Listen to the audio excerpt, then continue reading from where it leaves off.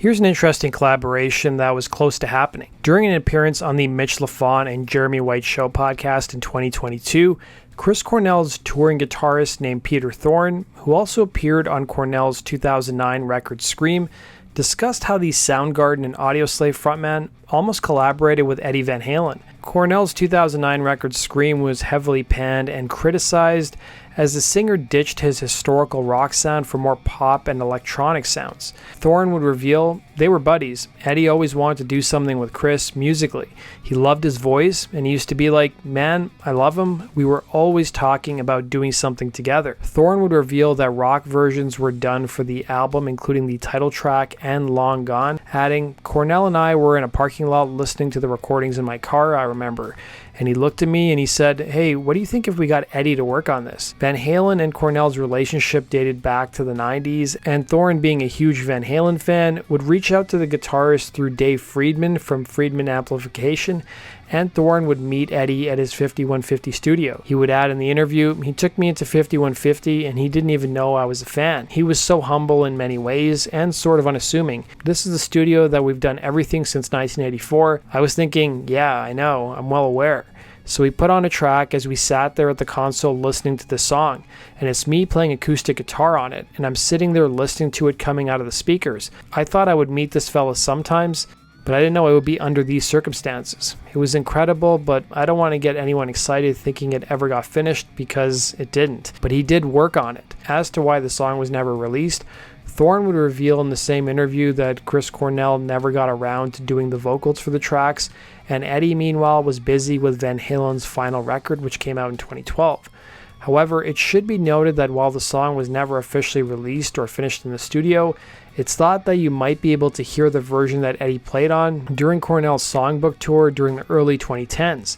He would add, "But if anyone has seen Chris on tour during his songbook tour, he played to records on stage during that tour.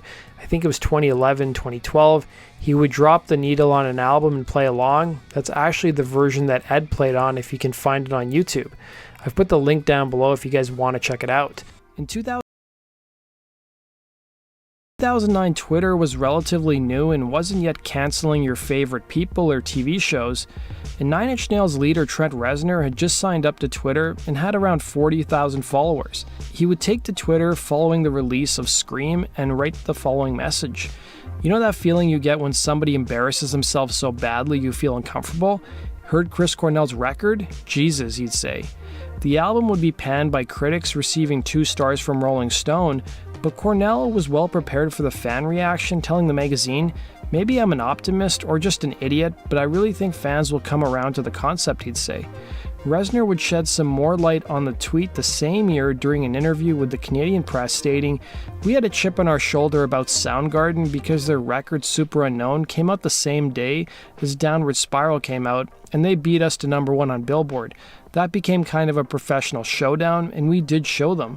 I really have no personal issue with Chris at all. The thing I said on Twitter, it goes deeper than what may have appeared on the surface. We were on Interscope, and I had Jimmy Iovine, the president of that label, come up to me on every record from With Teeth onwards, saying I should do some sort of urban thing.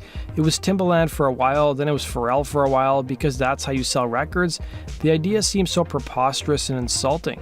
I'm not talking about let's go make a record with Dr. Dre, because that would be kind of cool. What he's talking about is making your record sound like what's on the radio, whether it's appropriate or not.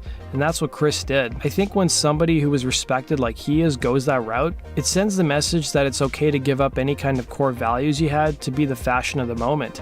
I don't think that's okay. I think it's harmful. If I have one major fight in the world of the music business, it's trying to keep art first and commerce second, he'd say.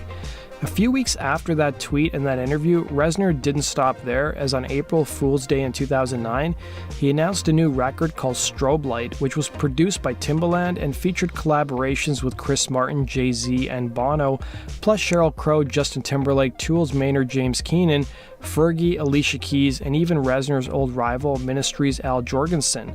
In his statement, Reznor would tell fans Strobe Light could be bought for $18.98 plus a $10 digital delivery convenience fee.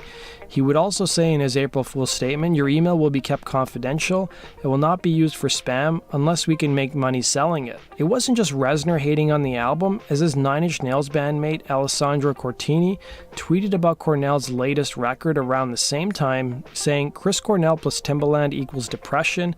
That was his first post, followed by, "Once again, please somebody erase the nightmare that is Chris Cornell's new album, and I don't know why I'm listening to it, I'm so bummed right now, where's Soundgarden?" So what did Chris Cornell have to say to all of this? Well, he would respond with a cryptic tweet with the following statement without calling Reznor by name, saying, "What do you think Jesus would Twitter? Let he who is without sin cast the first stone.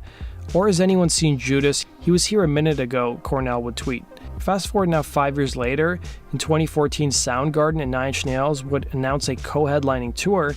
Looking back at his 2009 statements following Cornell's death in 2017, Reznor would tell an interviewer, "Prior to the co-headlining tour, I wrote Chris an email apologizing for the outburst. He was very cool and generous about it. It's the past, F it, let's go on. The Chris I met on that tour was a gentleman that completely had his shit together. Seeing Chris do that record felt like a blow to me. I thought, he's above that man, he's one of the 10 best vocalists of our time," Reznor would say. That does it for today's video, guys. Thanks for watching. Be sure to hit the like button and subscribe. And as always, if you have suggestions for future topics, let me know in the comment section below.